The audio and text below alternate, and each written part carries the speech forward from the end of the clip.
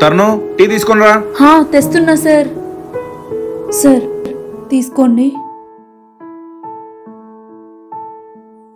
Sir మా ఊరికి వెళ్ళక చాలా సంవత్సరాలు అయిపోయింది సార్. రేపు మా అన్న పెళ్ళి, మా ఊరికి వెళ్ళొచ్చా?